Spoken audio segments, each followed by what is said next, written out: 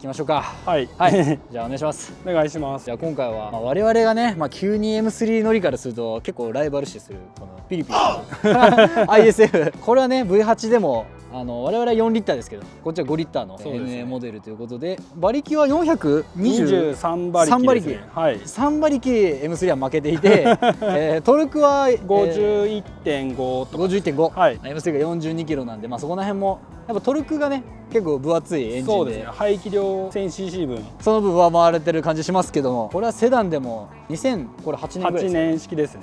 じゃあ時はもう C63 と M3 と ISF がバチバチと三つどもえでね、三つどもえでお互いがすごい切磋琢磨してた時代ですけど、そうですね。まずこれセダンモデルになって、クーペはどちらかというと GS になるんですかね。ごめんなさい、RC か、ですね、はい、RC になっちゃうんで、当時 RC 多分なかったと思うんで、そうですね、IS、GS、LS で、そうですね、一番、スモールセダンみたいなそうですよね、立ち位置の車でした、でもこんなに小さい車に5リッター V8 が乗せられてるとは到底思えないようなね、無理やり詰め込んだ感がすごいですよね。すごいですからね、ボンネットの盛り上がりが異常ですからね、これ。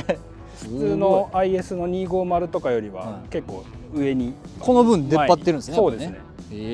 でこのいろいろと走り仕様に多分カスタマイズされてると思うんですけど、そうですね。まずちょっとお高いところから言うと、このボンネット TRD のドライカーボンのドライカーボンで、はい、ちょっとね後で裏側もぜひ見せていただきたいんですけど、これねまためちゃくちゃかっこよくて、今もう廃盤なんですねこれ。そうみたいですね。なんか生産終了の部品らしくて、いやこれは多分みんな欲しくて仕方ない。海外の同じ車乗ってる人からもいいボンネットだねみたいなDM が来ますね。だからこれはちょっと事故れないなとそうですね、いうところで、もらい事故も勘弁です。勘弁してほしいですね。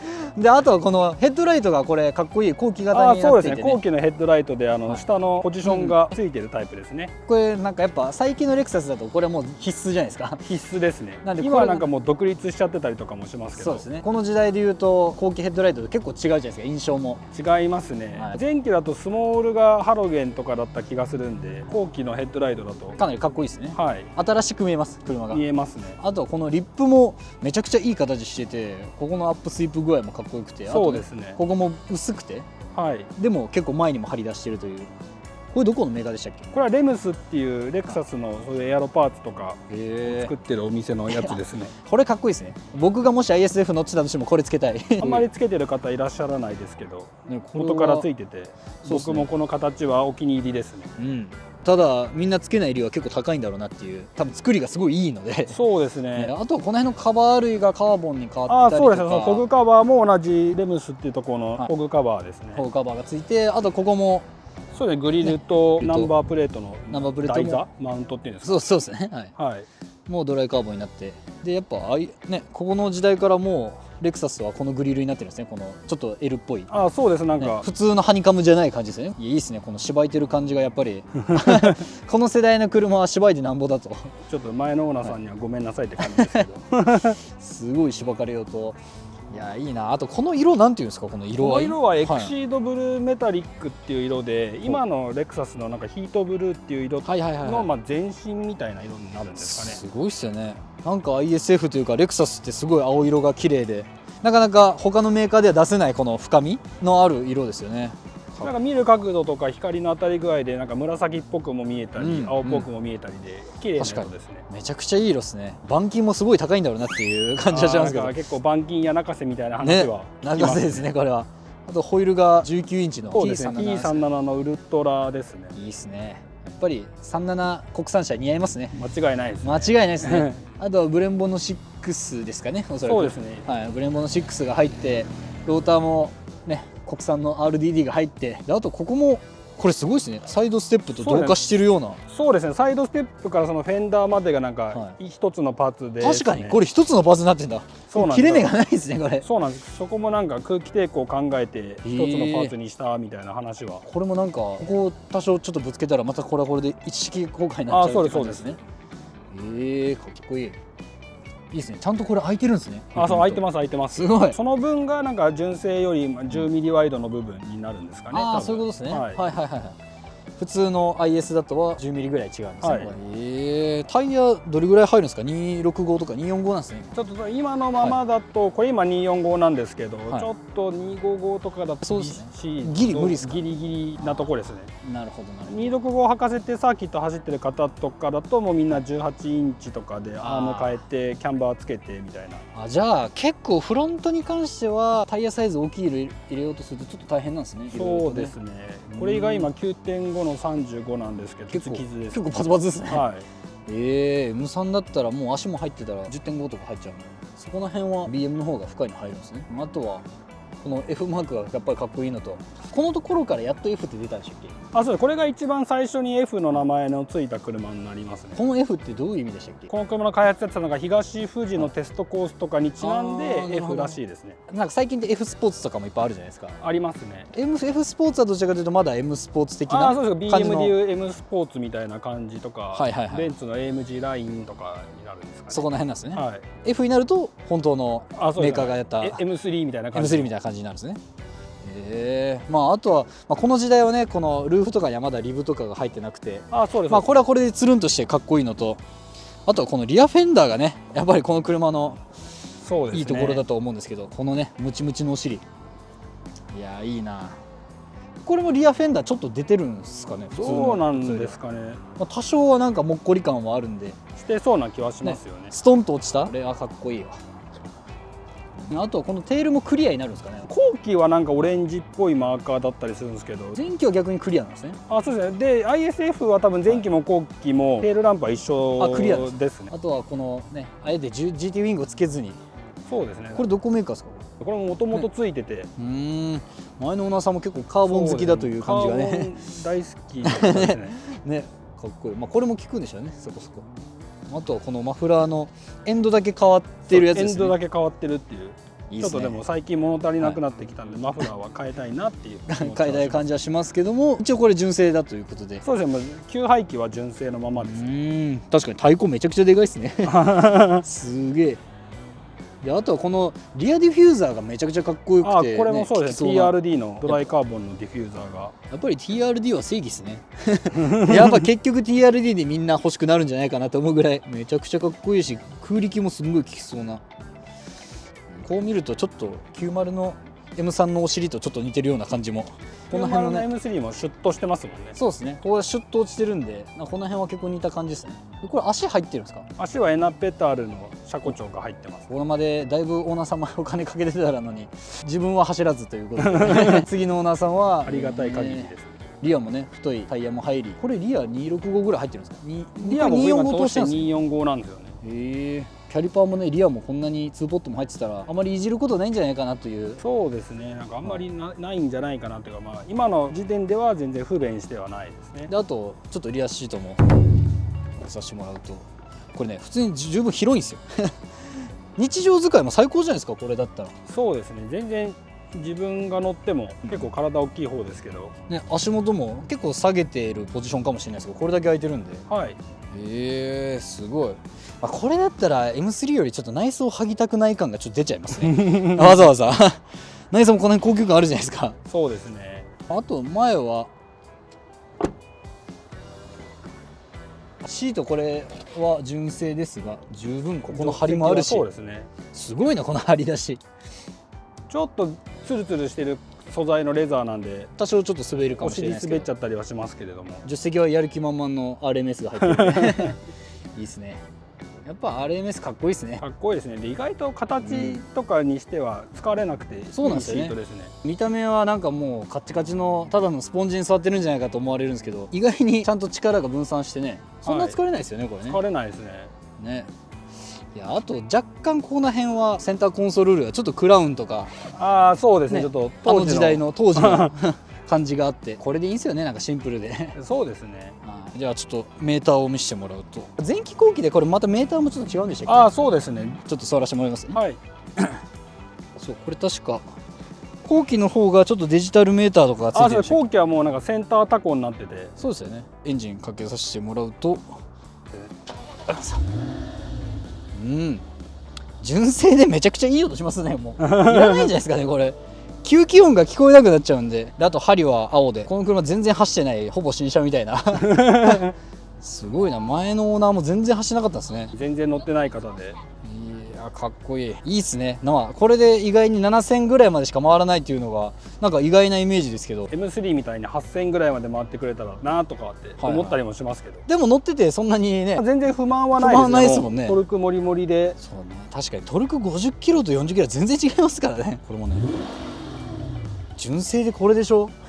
ディーラーとかで空ぶかしできたわけじゃないですか昔は、はい、おじさんからしたら相当興奮したでしょうねこれは。しますね。結構吹き上がりも良くて、そうですね。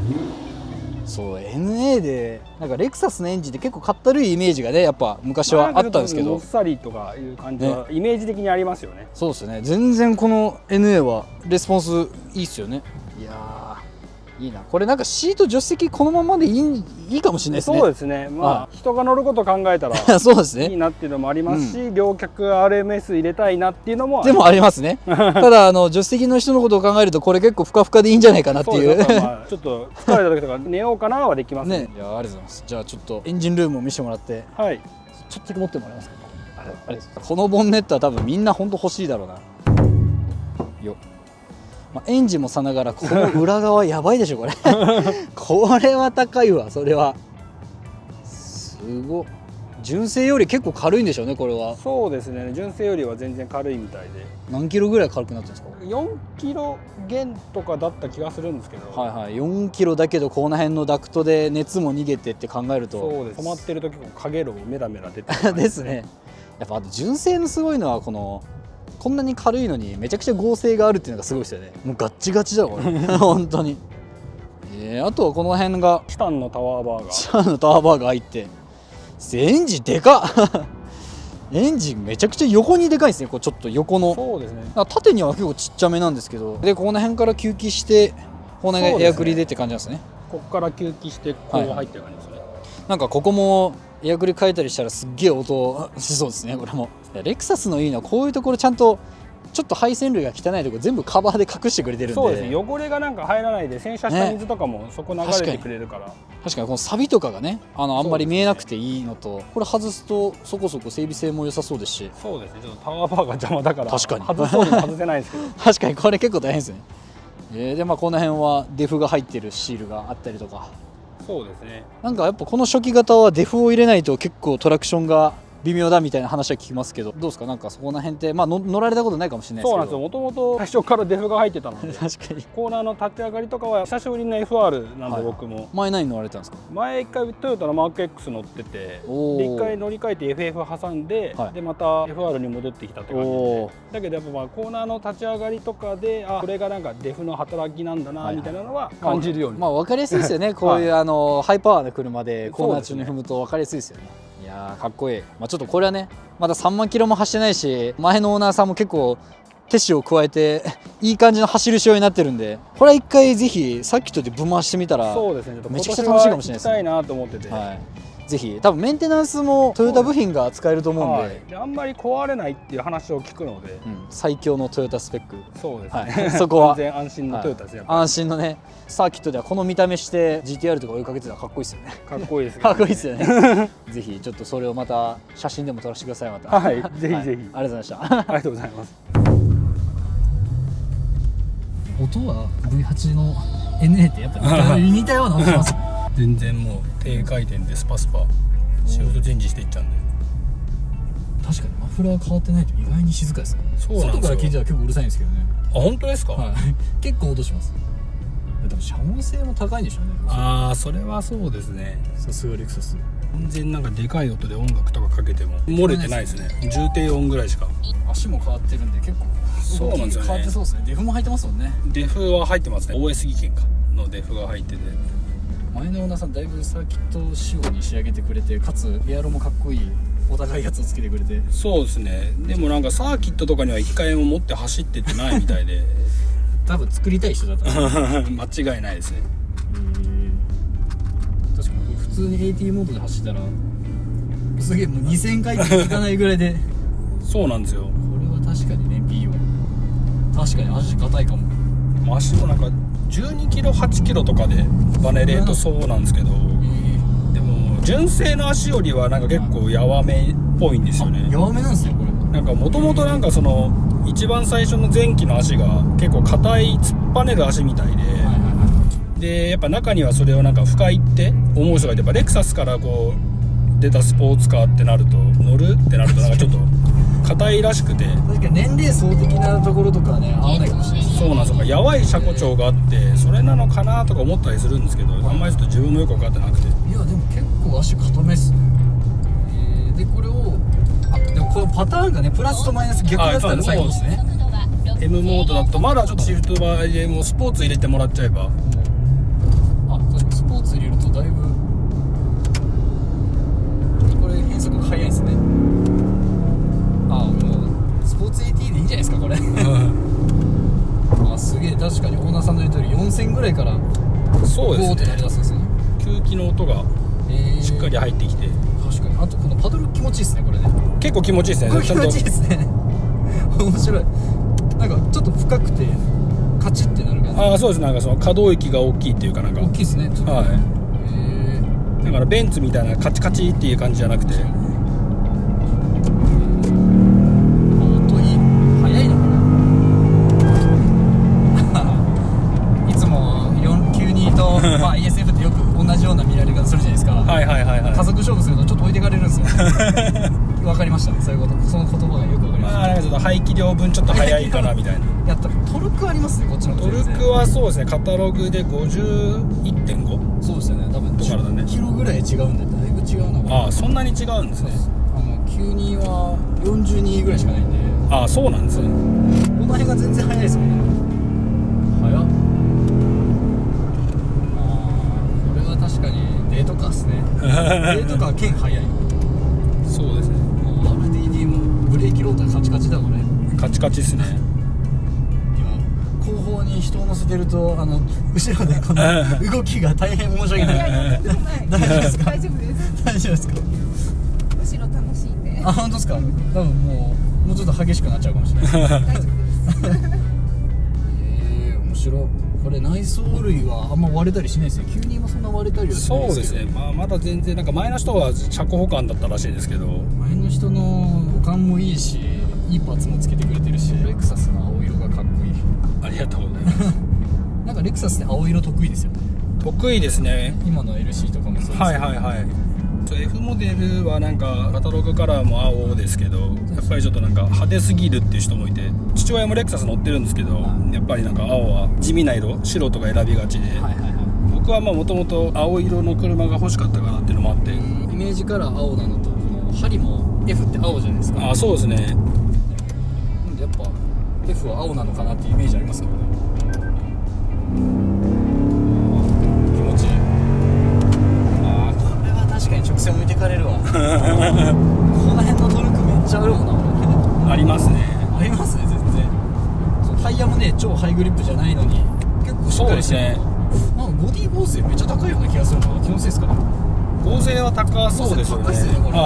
トルク楽楽ですね。なんかめちゃくちゃ追い越しとか信号が黄色になりそうな時とか、シフトダウンしなくても全然ねそのまま加速しちゃうんで。そうですそうです。これだったら奥さんもなんか一緒に車使えそうです。これだったらやっぱ M3 でなんかマニュアルとかだとちょっと日常使いはしんどい。ちょっとデフが入ってるということで、これ絶対こんなところ気持ちいいわ。最高だ。これはダメなやつです楽しくなっちゃうやつだ。デフいいなこれめっちゃ後ろ蹴ってくれるちょっと飛ばすだけでもやっぱりデフの効果がでかすぎるのと、リアウィングがないから後ろがあんまり張り付いてない分なんかすごい回答性いいですね。そうですね。これぐらいの方がいいんじゃないかな。なんかサーキット結構走ってる方とかだと GT ウィングつけちゃう人もやっぱいるんですけど、僕はなんかそこまでやりすぎずでもいいかなみたいな。やっぱりセダンだと羽つけたくないですよね。ギリギリまでギリギリまでそうですね。最終つけちゃうかもしんないけどギリギリまでつけたくないという気持ちよくわかりますそうですね。空力パーツは純正プラスアルファぐらいで、そうですね。すごい。サーキットはもうなんか僕はエンジョイ勢なんで。いやいや十分っすよ。うわ気持ちいいこれ。でもやっぱ90とか92と動き似てるかもしれないですね。ホイールベースも結構長いじゃないですか。はいはいはいはい。なんか安定志向だなっていう。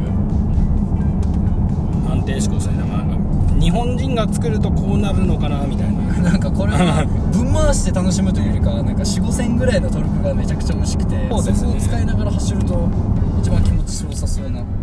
間違いないですね。ぶん回さなくていいかなみたいなふうには思っちゃいますね。キャラクター違いますね。なんかね、こう63とも違うし、違いますね。 M3 とも違うし、だからまあ日本人のおじさま勢からしたらこれでも結構激しいんでしょうね。見た目的なところで言うと、ね、4本ダッシュの縦マフラーになってはいはいはいはい。ボンネットもすごいね膨らんでて、そうですね。なんかでっかいキャリパーがついてて、対抗心を燃やしてた頃ですからね。なんか AMG とか BM に対して。この時はもう排気量合戦みたいなそうですね。 V8 を積むみたいなね、なんかそんな。そうですね。なんかでかきゃいいみたいな。でかい今だったら完全にねダウンサイジングでリッターターボとかになっちゃってますもんね。CXさんとかも、はい。悲しい悲しいですね。悲しいですね。まあ、ターボはターボで結構立ち上がりトルク良くて楽は楽ですけどね、まあこうそうですね。いうなんか回転重ねるとトルクがっていうよりかは楽ですけど、爆発的にトルクありますね。あ、そうですね。楽だ。確かにこれ37,000キロしか走れないから、なんかもうこの世代にしてはもう新車なんじゃないかなと思うぐらい。そうですよね。前のオーナーも新車で2008年式の車なんですけど、ド前期だと思います。多分全然年間乗ってなかったみたいで、足的にはちょっとサーキットいけそうな感じに、まあ、ブレーキもねもう最初からしっかりしたものついてるので、なんか全然踏めるから。そうですね。立ち上がりはやっぱりデフのおかげで ISF ってちょっとトラクションが後ろ抜けやすいみたいな、よくピーキーだとかって言いますよね、はいはい、なんかホットバージョンとかでもなんか前期はピーキーでみたいな。デフもほぼ入ってないみたいな感じだったんですよね。ああ、そうですね。オープンデフかなんかだからあんま入ってなくて、で途中からトルセンが入るようになって、さすがにこの馬力トルセンでもちょっと物足んないと思うんですけど。そうなんですよね。前のオーナーはだから何を考えたんだか、そなぜかデフを入れてみた。機械式のデフを入れてみたっていう。 DC2000 とか本当気持ちいいだろうね。絶対気持ちいい。最高だ。確かにこれは300キロ出ますね。こういう車出ないですからね、 ISF みたいな。もう今、まあ、IS500 でまた5リッターの同じエンジンの車乗せてるの出てますけど、また全然違うでしょうね。まあなんかマイルドっぽいらしいですね。ね、こういうなんか尖ってるって言い方がなんか分かんないですけど、尖りまくってるでしょいいっすね。 ISF 初めて乗りましたけど、はいやっぱいい車っすね。いい車ですね。E92A とか C63 がいた時代とやっぱちゃんと戦える馬力もあるし、足もいいしブレーキもいいし、軽量化してなくてこれがすごいしね。はい。シートだけなんで多分1670ぐらい入りそうですよね。カタログ1690とかで、なんかそんなもんですよね。はい、数字だけ聞くと結構なんか重く感じるんですけどね。でもなんか乗ってるとまあやっぱ排気量のおかげでトルクあるからあんまり重さ感じないですけどね。確かにコーナーもそんな重さ感じなくて、最近 ISF も界隈的にはサーキットが流行ってるじゃないですか。なんかそうですね、皆さん速い方が結構乗られてて、全然1秒とか出してくる人いっぱいいるんで、はい、レース車両として最高ですね。そうですね。故障もしないし、持病はなんかその冷却系がちょっと弱いらしくて、でもそれだけ修理すればプラス10万キロぐらいは全然余裕で乗れるみたいで、芝居出ても15万キロ20万キロはザラに乗れそうな。そうですね。そしてストリングの音もいいんだよな。質感もいいし、これ200万で買えるんだったら最高ですね。そうですね。今の相場的に10万キロぐらいだったら200いかないぐらいから玉はありますね。200だったらもう最近の国産チューニングカーね、古い車いっぱいあるじゃないですか、はい、チェイサーとか、まあ、それはそれで楽しみありますけど、流用できるパーツとかも結構トヨタ車共通だったりするみたいで、そのアッパーアームとかがゼロクラとかマーク X とかと一緒だったりとかで、ここだったら18とかなんじゃないですか。20クラウンとかもそこら辺なんですか。18とか18とかですか。はいだと思うんですけど、キャンバーがつかなかったりとかでやっぱ18インチで265を履かせたりとかっていう方とかだとやっぱアッパーアーム変えてとかでするみたいで、確かに流用できるの最高ですね。そうですね。社外品だといろいろ車検がどうこうとかね、消耗品ではいはいはい、色部分が弱ったりとかアームも怖いなとかありますけど、トヨタ日産はもう流用が腐るほどできるのがそれはそうですね、便利ですね。便利ですよね。V8 いいっすね。V8 いいですね。ですね。あとこの V8 ってまだドロドロしてない綺麗な感じじゃないですか。そうですね、それも一つの決め手でしたね。やっぱりなんかアメ車のドロドロとかあんま好きじゃなかったので、これは本当にさすがヤマハ。これもヤマハが作ってるんですけど、これはヤマハ関係してるんじゃないですかね。多分ヤマハだと思うんですけど、ブリッキングの演出とかが逆になんかやっぱ車内に音が聞こえてくるからマフラー変えたい欲がなかったんですけど、まあでも周りのねいじってる人を見ると多分欲しくなると思うんですけど、駅マニとか変えちゃってるとめちゃくちゃいい音しますよね。絶対いい音しますね。なんかトヨタはねこういうとこ作りうまいですね。この人間がこういうとこ触った時に気持ちいいこのパドルのクリック感をよく分かってる。パドルは気持ちいいですね本当に。必要以上にガチャガチャやっちゃいますよね。ガチャガチャしてるわざわざ。これもオートマにしておけば普通の ISL まあなんかスポーツだとアクセルのつき良すぎてこういう街乗りはちょっと不便なとこありますけど、確かにちょっと乗せるだけでもグイーンってあ、そうなんですよ。あとこれ結構速いですよね。強いっすね。そうなんですよ。みんな初めて乗った人がびっくりするんですけど、なんかこんなに進むのみたいな。普通にこれブレーキ離すだけで十分大黒ぐらいだったら離すだけでもいいぐらい本当です本当です。これは確かにちょっときついですね。もうちょっと緩くてもあ、そうです。グイングイン前行っちゃうんで。グイングインいっちゃうんですよ次乗り換える車も悩ましいっすね。またね難しいですよね。次何にしましょうか。僕でももう次は911の GT3 欲しいなと思うんですけど、やっぱり GT3 なんですねそこは。結局なんかターボの車も好きなんですけど、やっぱ NA 高回転型が好きで、結局みんな落ち着くところ GT3 になりますよね。そうなんですよね。もともと GTR 好きで GTR も欲しいですけど GT3 かやっぱ乗っちゃうと GT3 いいなってなっちゃうんですよとはいえせっかくならなんかまあこう操ってる身がある車がいいですよね。そうですね。結局結論 NA 乗りは結局 GT3 に行きたいということでありがとうございました。ありがとうございます。ありがとうございます。